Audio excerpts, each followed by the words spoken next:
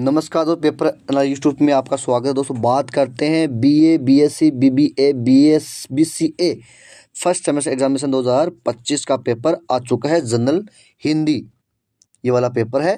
General Hindi ये वाला paper है। तो 3 घंटे का समय रहेगा और मैक्सिमम मार्क्स 100 रहेंगे और मिनिमम मार्क्स 40 नंबर रहेंगे। उसमें खंड ए है वो 20 नंबर का रहेगा, खंड ब है वो 40 नंबर का रहेगा और खंड स है तो उसमें भी आपका 40 नंबर रहेंगे।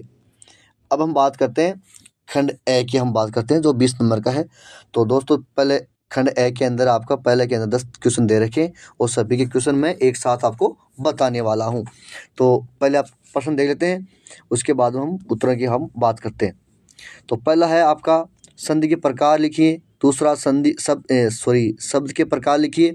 3 नंबर द्विगु समास की परिभाषा उदाहरण दीजिए। चौथा है जिसका संबंध आत्मा से हो इस वाक्य के लिए एक शब्द लिखिए। 5 नंबर मेघदूत की पुस्तक समीक्षा कौन सी गद्य विधा है। 6 नंबर है महादेवी वर्मा की 3 रचनाओं के नाम लिखना है।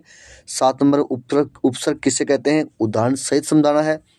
8 नंबर विसर्ग संधि को उसका उदाहरण सहित आपको परिभाषित भी लिखनी है। 9 नंबर में है सर्वनाम किसे कहते हैं उसके प्रमुख वेदों के नाम भी आपको लिखने हैं। 10 नंबर के आचरण की सभ्यता पाठ का मुख्य संदेश क्या है। तो ये आपके पहले का 10 क्वेश्चन आपको सामने बता दिया। अब मैं एक एक का आपका उत्तर भी बताने वाला हूँ। पेपर पे वीडियो पे बने रहे। ये रे उत्तर। पहला क्वेश्चन है संधि के प्रकार है तो 3 प्रकार के होते हैं, स्वर संधि, व्यंजन संधि और विसर्ग संधि। दूसरा के शब्द के प्रकार लिखना है तो शब्द के संज्ञा है, सर्वनाम, विशेषण, क्रिया, अव्यय। तीसरा आता है द्विगु समास की परिभाषा उदाहरण सहित आपको समझाना है। तो द्विगु समास जब समास के 2 पद संख्यावाचक होते हैं और मिलकर किसी संख्या बोधक संज्ञा का बोध कराते हैं तो उसे द्विगु समास कहते हैं। उदाहरण है पंचरत्न है, सप्तऋषि है, त्रिभुज है, तो कई प्रकार के उदाहरण उसमें शामिल है। 4 नंबर का है जिसका संबंध आत्मा से हो के लिए एक शब्द आत्मीय, तो उसका क्या है आत्मीय। 5 नंबर क्या है कि मेघदूत की पुस्तक समीक्षा गद्य विद्या, तो वो है निबंध। 6 नंबर का क्या है उत्तर कि महादेवी वर्मा की किन्हीं 3 रचनाओं के निम्नलिखित है कि यामा है, दीपशिखा है, स्मृति की रेखाएं। नेक्स्ट 7 नंबर उपसर्ग की परिभाषा को उदाहरण सहित आपको लिखना है। तो जो शब्दों के प्रारंभ में जुड़कर उनके अर्थ में विशेषता या परिवर्तन लाते हैं उन्हें उपसर्ग कहते हैं। उदाहरण आपके सामने है कि जैसे अधिकार है तो अधि प्लस कार, तो निराशा नी प्लस आशा। ठीक है। नेक्स्ट आता है 8 नंबर क्वेश्चन, विसर्ग संधि की परिभाषा और उसका उदाहरण। जब विसर्ग के बाद कोई स्वर या व्यंजन आने पर उसके उच्चारण में परिवर्तन हो जाता है तो उसे विसर्ग संधि कहते हैं। जैसे दुर्ग, दुर्गे प्लस आले, दुर्गाले, ग्रह प्लस इंद्र, ग्रहेंद्र। नेक्स्ट आता है 9 नंबर सर्वनाम की परिभाषा और उसके भेद।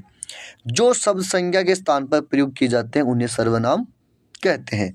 उसके भेद है पुरुषवाचक में मैं, तुम, वह, और संकेतवाचक में कि ये, वह, संबंधवाचक में जो, सो, प्रश्नवाचक में कौन, क्या, अनिश्चितवाचक में कोई, कुछ। 10 नंबर क्वेश्चन है कि आचरण की सभ्यता पाठ का मुख्य संदेश का ये क्या है। तो इस पाठ का मुख्य संदेश ये है कि केवल बाहरी सभ्यता और संस्कृति की महत्वपूर्ण नहीं है बल्कि व्यक्ति का आचरण, नैतिकता और सद्गुण की सच्ची सभ्यता को परिभाषित करते हैं। उसके बाद हम बात करते हैं, ये सेक्शन बी आ गया है, खंड ब आ गया है जो 40 नंबर का है।